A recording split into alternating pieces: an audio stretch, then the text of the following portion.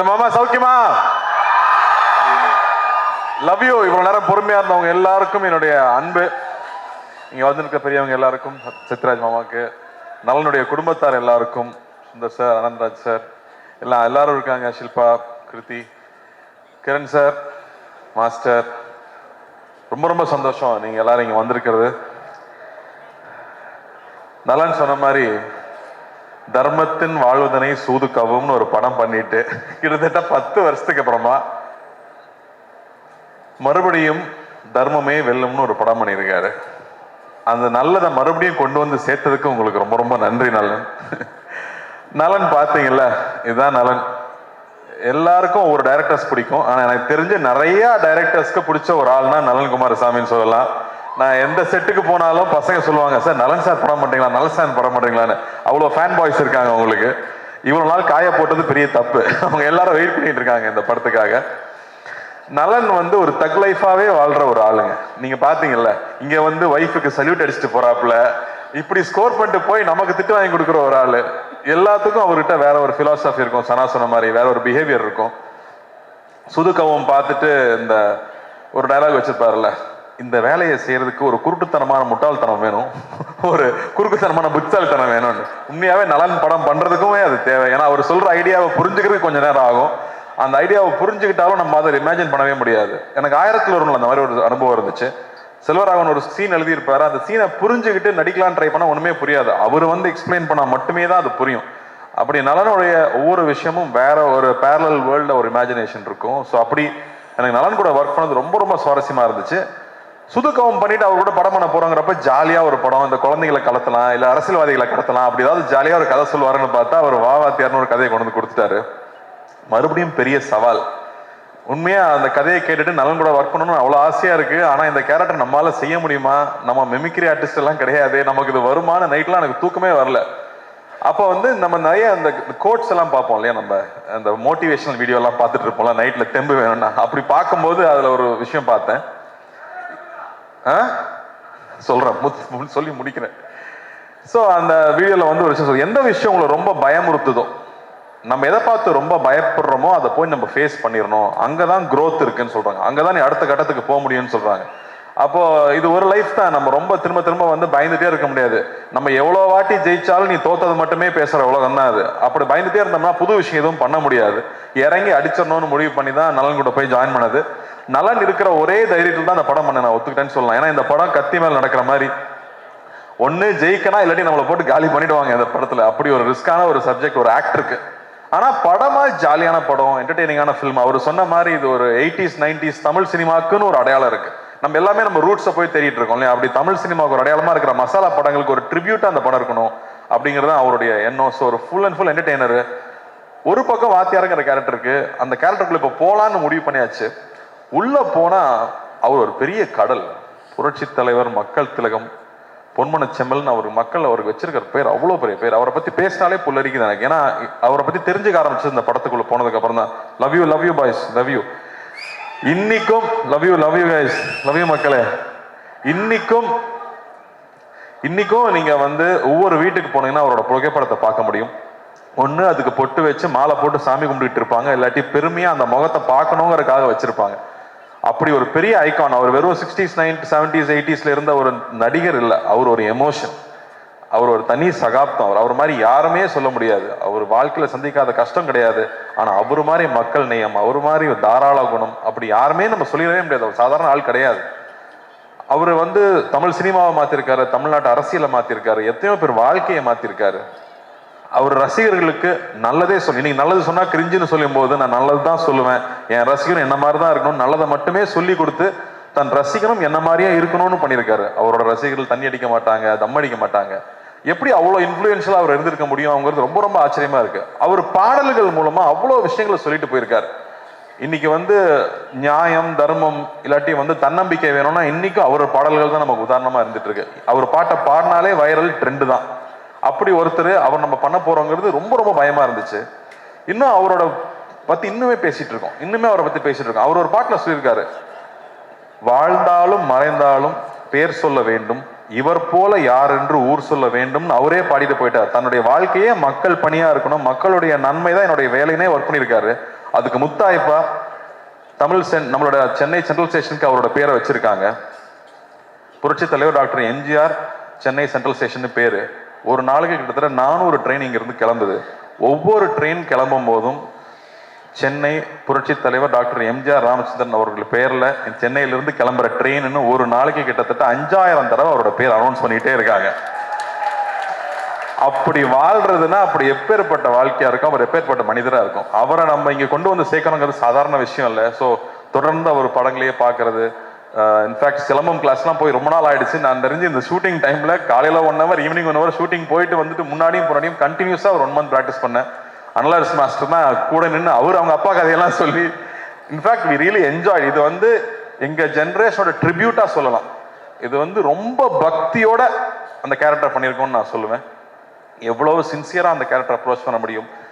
இந்த படம் பார்க்கும்போது அவருக்கும் அவருடைய ரத்தத்தின் ரத்தமான ரசிகர்களுக்கும் என்ன உறவு இருந்துச்சு அப்படின்னு நீங்க கொஞ்சம் புரிஞ்சிட்டீங்கனாலே நாங்க பெரிய சக்சஸ் நம்புவேன். இதுல அவ்வளவு என்டர்டெயின்மெண்ட் இருக்கு, அவ்வளவு ஜாலி இருக்கு. அதை தாண்டி அந்த அற்புதமான ஒரு ரசிகனுக்கும் அவனுடைய ஒரு தலைவனுக்கும் இருக்கிற உறவு இருக்குல்ல, அன்கண்டிஷனல் உறவு இல்லை. நீங்க எங்களுக்கு கொடுக்குற அன்பு அன்கண்டிஷனல் அன்பு. எதுவுமே எதிர்பார்க்கல, நான் உன்னை பார்த்தா போதும், நான் உன்னை பத்தி பேசினா போதும்னு நீங்க இருக்கீங்கல்ல, அதுக்கு நான் எவ்வளவு கோடி கொடுத்துட முடியும், அந்த அன்புக்கு எவ்வளவு கோடி கொடுத்துட முடியும். இது ரசிகர்களுக்கு நான் பண்ற ஒரு விஷயமா. உங்களோட அன்பு, உங்க முகத்தை பார்த்து பார்த்து நீங்க கொடுக்குற அன்பு இருக்கு இல்லையா, அந்த அன்புக்கு பரிகாரமா நான் இந்த படத்துல நடிச்சேன்னு நான் சொல்லலாம். ஏன்னா இவர் ரசிகனுக்கும் அவனுடைய தலைவனுக்கும் இருக்கிற அந்த உறவு தான் இந்த படத்துடைய கோர் எமோஷன் நான் சொல்லுவேன். லவ் யூ தம்பி, லவ் யூடா, லவ் யூ ஆல்வேஸ்டா. ஸோ இந்த படம் ஒரு புது அனுபவம். இந்த படத்துக்குள்ள போனதுக்கு அப்புறம் முக்கியமா நான் ஜார்ஜோடைய ஒர்க்கும் சந்தோஷ் நாராயணோட ஒர்க்கும் கிரண்ஸோட ஒர்க்கும் சொல்லுவேன். ஏன்னா இது வேற ஒரு வேர்ல்டு, ஒரு பேரலல் வேர்ல்டு நலன் கிரியேட் பண்ணியிருக்கிறது. ஏன்னா எல்லாம் 90s கிட்ஸ் தான் சொல்லுவாங்க, டே நலன் யாருன்னு உங்களுக்கு தெரியாதுடா, இந்த படம் வரணும்டா அப்பதான்டா தெரியும்னு 90s கிட்ஸ் கதறது நான் பாக்குறேன். ஸோ மறுபடியும் நமக்கு ஒரு ஓஜியை மறுபடியும் ரொம்ப நாளுக்கு அப்புறம் திரும்ப பார்க்க போறோம். எப்படி எம்ஜிஆர் சார் ஒரு ஓஜியோ அந்த மாதிரி திரும்ப ஒரு டார்க் காமெடியோட ஓஜியை மறுபடியும் இதில் கொண்டு வந்திருக்கோம். ஸோ ஐம் ஸோ ஹாப்பி நலன் கூட ஒர்க் பண்றது. நான் நலன் மாதிரி டைரக்டர் நான் அடிக்கடி யோசிப்பேன், தெலுங்குல பெரிய படங்கள் பண்றாங்க, மலையாளத்துல வித்தியாசமான படம் பண்றாங்க, தமிழுக்கு என்ன அடையாளம் இருக்கு, நம்ம வித்தியாசமா என்ன பண்றோம். ஏன்னா இங்க ரொம்ப பயந்துட்டே இருந்தோம்னா யூஸ்டான ஃபில்மே பண்ணிட்டு இருந்தா பிரயோஜனம் இல்லை, புது விஷயங்கள் பண்ண முடியாது. அப்ப இந்த மாதிரி டைரக்டர்ஸ் ரொம்ப ரொம்ப முக்கியம்னு நான் நினைக்கிறேன். அவங்க தொடர்ந்து படம் பண்றது முக்கியம்னு நினைக்கிறேன். ஸோ அந்த வகையில நலன் மறுபடியும் இந்த படம் பண்ணது, அது இந்த மாதிரி ஒரு டஃப்பான சப்ஜெக்ட் எடுத்துட்டு அதை இவ்வளவு ஜாலியா டெலிவர் பண்ணது ஐ அம் சோ ப்ரௌட். நலன் இந்த மாதிரி பேரியர் பிரேக் பண்ணலாம், புது விஷயங்கள் ட்ரை பண்ணவே விட மாட்டாங்க நம்மள. அந்த வகையில் I am so happy. And இந்த படத்துல வாத்தியாரா இருக்கணும்னு எல்லாம் சொல்லிட்டாங்க. ஆனால் அதுக்கான மேக்கப் போடும்போது அவ்வளோ பயமா இருக்கும், பயந்தே நடிச்சிருக்கேன். பூர்ணிமா தேங்க்யூ.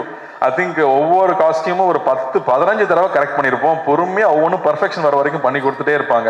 அதே மாதிரி செரீனா ஆகட்டும், என்னோட மேக்கப் மேன் முருகன் ஆகட்டும், அந்த மீசை வரையறதுல இருந்து அந்த அந்த உருவம் வேஷம் போட்டு அவராக நிற்கும் போது அவர் எப்படி இருந்திருப்பாருன்னு யோசிச்சோம்னா நமக்கு தலையெல்லாம் சுத்திடும். அவரை பத்தி கேள்விப்பட்ட கதைகள், அவ்வளோ கதைகள் வந்துட்டே இருக்கு. இன்னும் நல்லா அழகா சொல்லிட்டு இருந்தாப்புல. ஒருத்தர் பத்தி விசாரிச்சோம்னா ஒரு 10 கதை சொல்லுவாங்க சார், அவரை பத்தி மட்டும் விசாரிச்சா எங்க போனாலும் கதையா வந்துட்டு இருக்கு. அவர் மக்களுக்கு போய் செஞ்ச விஷயங்கள், மக்களை போய் தொட்ட விஷயங்கள் 1-2 சொல்ல முடியாது, அவ்வளோ இருக்கு. ஒரு உதாரணம் சொல்றேன், அவருடைய கான்வாய் போயிட்டே இருக்குமா ராதாகிருஷ்ணன் ரோட்ல. அப்ப கால் இல்லாத ஒருத்தர் அங்க டெய்லி நின்று காலில் பாப்பாராம், கார் போகும்போது. ஏப்பா டெய்லி காலில் நிக்கிறேன், எதுக்குப்பா இங்க நிக்கிறான்னு கேட்டதுக்கு அவர் உன்னை பார்க்கவா போறாரு, வண்டி வேகமா போகுதுன்னு சொன்னதுக்கு அவர் சொன்னாராம், கோயிலுக்கு நம்ம போறோம், சாமி நம்மளை பார்க்கணும், நான் போறோம், நாம தானே சாமியை பார்க்க போறோம், நான் தான் அவரை பார்க்க வந்தேன்னு சொன்னாராம். இப்படியே போயிட்டு இருந்த கார் ஒரு நாள் நின்றுருக்கு, அவரே இறங்கி வந்திருக்காரு, கையில எவ்வளவு பழந்ததுன்னு தெரியாது, எடுத்து கொடுத்துருக்காரு, கடை வச்சு பொழைச்சிக்க, பீடி சிகரெட் விற்க கூடாதுன்னு சொல்லியிருக்காராம். ஸோ இப்படி அவர்கிட்ட அவரை பார்த்தா இன்சிடென்ட்ஸ் வந்துட்டே இருக்கு. ஸோ அவரோட கோடான கூட ரசிகர்கள் எல்லாரும் இருக்காங்க. அவங்க எல்லாரும் நிச்சயமா நாங்க திருப்திப்படுத்தோம் நம்புறேன். சத்யராஜ் மாமாவே இங்க இருக்காரு, நான் பயந்து தான் நடிச்சிருக்கேன்னு சொல்லுவேன். அவர்கிட்ட கேட்டுட்டே இருப்பேன், வாகேஸ்வர் சார்கிட்ட கேட்டுட்டே இருப்பேன், ராஜ்கிரண் சார் கிட்ட கேட்டுட்டே இருப்பேன். ஸோ ரொம்ப சந்தோஷமா இருக்கு இந்த படம் இப்போ வெளியே வருதுங்கிறது. சத்யராஜ் மாமா மறுபடியும் ஒரு மொட்டை பாஸ் வில்லனா நடிச்சிருக்கிறது ஒரு ஸ்பெஷல் எலிமெண்ட்னு சொல்லலாம் இந்த படத்துல. ராஜ்கிரண் சார் ஒரு கம்ப்ளீட் டிவோட்டட் எம்ஜிஆர் அவர்களுடைய ஃபேனா நடிச்சிருக்காரு, தாத்தாவா நடிச்சிருக்காரு இந்த படத்துல. ஆனந்தராஜ் சார் ஒரு பயங்கர ஸ்பெஷல் பிந்தாஸ் கேரக்டர் அவரு. சுந்தர் சார் எல்லாருக்கூடையும், Shilpa I think very brave of you to do this கேரக்டர்னு நான் சொல்லுவேன். ஏன்னா அவங்களுக்கு கண்ணம்மா ஒன்னு சாங்ல எல்லாரும் பார்த்து எல்லாம் கிறங்கிருக்காங்க பசங்க. மறுபடியும் இந்த படத்துல வேற ஒரு கேரக்டர்ல அவங்க பண்ணியிருக்காங்க. So this will be a very special film. ஜார்ஜோட ஒர்க் எக்ஸலண்டா இருக்கு. சனாவோட ஸ்கோர்ஸ் கொஞ்சம் கொஞ்சமா நான் பார்த்துட்டே இருக்கேன். டெஃபினட்டா வந்து ஒரு எபிக் சூப்பர். சனா சொன்ன மாதிரி நமக்கு சூப்பர் ஹீரோவா வந்து சினிமாவில் வந்தது எம்ஜிஆர் அவர்கள் தான். அவர் நம்மளுடைய உடல் பொருள் ஆவியில கலந்தவரா இருக்காங்க. நமக்கு முன்னாடி நம்ம பார்த்த ஐகான்ஸ் எல்லாருமே. ஸோ அவர் நம்ம சூப்பர் ஹீரோ எடுத்துட்டு நானும் இந்த படத்தை ஒரு சூப்பர் ஹீரோ படம் ஃபில்மாவே பார்க்குறேன்னு சொல்லலாம். ஆனால் நம்ம ஊர் மசாலா, நம்ம ஊர் ஸ்டைலில் ஒரு படமா அது வந்திருக்கு. எல்லாருக்கூடையும் ஒர்க் பண்ணது ரொம்ப சந்தோஷம். இது ரொம்ப வருத்திக்கிட்டு நிறைய எஃபர்ட் போட்டு பண்ண படம். ஸோ நிச்சயம் இந்த படம் வெற்றி அடையணும். ஞானவேலுக்கு வந்து மிரக்கல் தான் இந்த படம் வந்து இப்போ வந்து இறங்கி இருக்கிறது. அது புரட்சித் தலைவரோட ஆசீர்வாதத்தோட இந்த படம் நல்லபடியாக வந்து ரிலீஸ் ஆகணும். உங்க எல்லாருக்கும் ஒரு பெரிய அன்பு, பெரிய நன்றி. இங்க வந்து இதை கலந்துக்கிட்டு வாழ்த்ததுக்கு பத்திரிகை தொலைக்காட்சி நண்பர்களுக்கு முக்கியமா எல்லாரும் நீங்களாம் நிறைய பேர் எம்ஜிஆர் அவர்களையும் பார்த்துருப்பீங்க, அவங்கள பத்தி தெரிஞ்சிருக்கும். ஸோ உங்களுடைய அன்பு எப்பவுமே எங்களுக்கு தேவை. உங்களோட அன்பு நீங்க எப்பவுமே என்ன கைட் பண்ணியிருக்கீங்க, எப்பவுமே சரியான படங்கள் பண்ணும்போது பாராட்டி இருக்கீங்க. உங்களுக்கு ரொம்ப ரொம்ப நன்றி. இந்த படத்தை நீங்க சப்போர்ட் பண்ணணும். இந்த சப்போர்ட் ரொம்ப முக்கியம். ஏன்னா இந்த மாதிரியான அட்டம்ஸ் பண்ணும்போது நீங்க கொடுக்குற சப்போர்ட் தான் இந்த மாதிரி படங்கள் மறுபடியும் வந்துகிட்டே இருக்கும். ஸோ ரொம்ப ரொம்ப நன்றி. Thank you thank you thank you. Love you guys, love you. Hello guys. அவங்க எல்லாருக்குமே இது புதுசு. அதே மாதிரி கிருத்திக்கு ஃபர்ஸ்ட் தமிழ் படம். எல்லாரும் கீர்த்தின்னு கூப்பிடுறாங்க. எனக்கு கோவம் வரும், அது கிருத்திங்க அப்படின்னு. அதுவும் இல்லாமல் அவங்க வந்து நான் சின்ன வயசுல உங்க ஃபேன்னு சொல்லி நம்மளை வெக்கப்பட வச்சிருவாங்க. செட்டுக்கு வந்து நம்மளை வெக்கப்பட வைக்கிற ஒரே ஆள் கிருத்தி தான். அவங்களை பார்க்கறக்கே பயமா இருக்கு எனக்கு. All the best Kriti. ஒரு கிரேட் டான்ஸர். ஃபர்ஸ்ட் டே ஷூட்ல வந்து அப்படி கால் மேல கால் போட்டு உட்காந்து what can I to for you அப்படிம்பாங்க. நம்ம ஜாலி டு மீட் யூன்னு சொல்லணும். I think the way she carried herself. வரும் the way she researched for the character, the way she came and did it, அவ்வளோ அழகா பண்ணியிருந்தாங்க. You have a bright future, keep working hard. And இந்த இடத்துல நான் வந்து எப்படி நலன் வந்து சரண்யா பார்த்து சொல்லிட்டு வச்சு ஒரு தேங்க்ஸ் சொல்லிட்டாரு, அது மாதிரி நானும் ரஞ்சினிக்கு ஒரு சொல்லிட்டு வச்சு தேங்க் பண்ணிக்கிறேன். ஏன்னா அவங்க சப்போர்ட் இருந்தால் தான் நம்ம இங்கே வந்து வேலை செய்ய முடியும். அதே மாதிரி ஞானவேலுக்கு இந்த படம் பெரிய வெற்றி அடையணும், பெரிய லாபம் தரக்கூடிய படமா வரணும்னு நான் ஆண்டவனை வேண்டிக்கிறேன். Thank you thank you thank you. Ravi, thanks for coming. Thank you thank you thank you. And Karthi sir, அதே குரல் ஒரு அழகான கேள்வியோட உங்களையும் சந்திக்கணும் நீங்க இருக்காங்க. வாங்க சார், வாங்க ப்ளீஸ். தம்பி கார்த்தி, ஐயோ எப்படி இருக்கீங்க? நல்லா இருக்கேன் ஐயா. 1001 திரைப்படத்துல என்னுடைய ரசிகராக நடித்தேன். பொன்னியின் செல்வன் திரைப்படத்தில் நான் ரொம்ப ஆசைப்பட்ட வந்தியத்தேவன் கதாபாத்திரத்தில் பல வருஷம் கழிச்சு அது உங்களுக்காக அமைஞ்சது. நடிகர் சங்கத்தில் நான் இருந்த பதவியில் தான் நீயும் இருக்க. நமக்குள்ள எவ்வளவு ஒற்றுமை பார்த்தியா? உண்மையா சொல்லணும்னா உங்க ஆசீர்வாதம் எப்பவுமே எனக்கு வேணும். நான் பல நாள் பல சோதனைகள் இருக்கும்போது உங்களை நினைக்காம போனதே இல்லை. அந்த ஷார்ட் டைரக்டர் ஆக்ஷன் சொல்றதுக்கு முன்னாடி ஐயா நீங்க உள்ள இருந்து நடிச்சுக்கங்கன்னு சொல்லிட்டு தான் ஒவ்வொரு ஷாட்லையும் நடிச்சிருக்கேன். ஸோ வந்து மானசீகமா அவரை நான் தலையிலிருந்து கும்பிட்டுக்கிட்டே இருந்திருக்கேங்கிறது தான் உண்மை. உங்களை வணங்கிட்டே தான் இருந்திருக்கேன். என்னோட ஆசீர்வாதம் உனக்கு எப்பயுமே இருக்கும். என்னுடைய அன்பு தம்பி சிவகுமார் என்னுடைய மிகப்பெரிய ரசிகர்னு உங்க எல்லாருக்கும் தெரியும். நீங்க என்ன மாதிரி நடிக்க போறீங்கன்னு அவர்கிட்ட சொன்னதுக்கு அப்புறம் அவருடைய முதல் ரியாக்ஷன் என்னவா இருந்தது?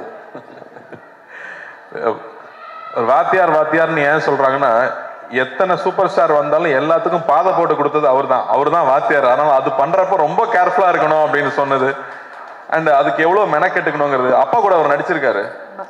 அப்ப வந்து சில ஆக்டர்ஸ் இருப்பாங்க, அவங்களுக்கு வந்து அடிக்கிற மாதிரி நடிக்கிற சீன் இருந்ததுன்னா அடிச்சிருவாங்களாம், அப்பதான் ரியலா இருக்கும்னு. அப்ப அப்பாவும் போய் அவர்கிட்ட சொல்லியிருக்காரு இந்த மாதிரி, ஆனா நீங்க அடிச்சிருங்கண்ணே, நீ நடிகன் தானே, நான் அடிக்கிற மாதிரி நடிக்கிறேன், நீ அடி வாங்கின மாதிரி நடின்னு சொல்லுவாராம். ஸோ அவ்வளோ கேர்ஃபுல்லா பார்த்துக்கு வரோம் ஒவ்வொரு ஆர்டிஸ்டையும். இன்னைக்கு இருக்கிற ஸ்டண்ட் யூனியன் ஆகட்டும், இன்னைக்கு இருக்கிற நடிகர் சங்கம் ஆகட்டும், எத்தனையோ சின்ன சின்ன யூனியன் ஆரம்பிச்சது அவர் தான். ஏன்னா எப்பவுமே அடுத்தவங்க நல்லா இருக்கணும்னு சொல்லி ஒவ்வொரு திட்டத்தையும் பிளான் பண்ணது அவராக தான் இருக்காரு. எல்லாத்துக்கும் முன்னோடியா அவராக தான் இருந்திருக்காருங்கிறது ரொம்ப ரொம்ப பெருமையான விஷயம் நமக்கு. அதனாலதான் அவர் என்னைக்குமே என்றும் மார்க்கண்டேனாவே இருக்கார். வாழ்த்துக்கள். நன்றிங்க. அப்புறம் காத்து வாவாதியாரேன்னு சொன்ன உடனேயும் கூப்பிட்ட குரலுக்கு முதலாக நான் வந்து நிற்பேன். நீயும் அப்படிதான் நினைக்கிறேன், அப்படிதானே? அவரை பார்த்து கத்துக்கிட்டாதவங்களே யாருமே இருக்க முடியாது. யார் என்ன கேட்டாலும் இல்லைன்னு சொல்றதே இல்லை. அது 2-3 வகை சொல்லுவாங்களாம். இருந்தா கொடுக்கறது, இருக்கிறதுல கொஞ்சம் கொடுக்கறது, இருக்கிறதையே கொடுக்கறதுன்னு. இவர் இருக்கிறதையே கொடுக்குற ரகம். ஸோ அவங்க கிட்ட இருந்து தான் நிறைய கத்துக்கிறோம். எப்படி அடுத்தவங்களுக்கு செய்யணுங்கிறது அவங்க கிட்ட தான் கத்துக்கணும். ஸோ முடிஞ்ச அளவுக்கு உங்களை மாதிரியே யார் எந்த உதவி கேட்டாலும் இல்லைன்னு சொல்லாம நம்மளால முடிஞ்சதை செய்யணுங்கிறது உங்ககிட்ட இருந்து கத்துக்கிட்டது தான் நினைக்கிறேன். அது அப்பாவோட வளர்ப்புன்னு நினைக்கிறேன். வாழ்த்துக்கள். நன்றி, ரொம்ப நன்றி. பார்வதி யாத்திரை திரைப்படம் மிகப்பெரிய பிளாக் பஸ்டர் அமைகிறதுக்கு என்னுடைய மனமார்ந்த வாழ்த்துக்கள். தொடரட்டும் உன் பணி, மக்களுக்காகவே அர்ப்பணி, வாழ்க வளர்க. இங்க இந்த தருணத்துல வந்து எம்ஜிஆர் ஐயாவே வாழ்ந்துட்டு இருக்கிறவங்க நிறைய பேர் வந்திருந்தாங்க. அவங்க எல்லாருமே எனக்கு ஹெல்ப் பண்ணியிருக்காங்க படத்துல. ஸோ அவங்களுக்கும் இந்த வகையில் நான் நன்றி தெரிவிச்சுக்கிறேன். அவங்க எந்நேரமும் அவரை மாதிரியே மேக்கப் போட்டு ஒவ்வொரு ஊரா போய் நடிச்சுட்டு வர்றவங்க. அதே மாதிரி அசிஸ்டன்ட் டைரக்டர்ஸ்க்கு, ப்ரொடக்ஷன் டீமுக்கு, எல்லாருக்கும், படத்துல ஒர்க் பண்ண எல்லாருக்குமே என்னுடைய மனமார்ந்த நன்றியை தெரிவிச்சுக்கிறேன்.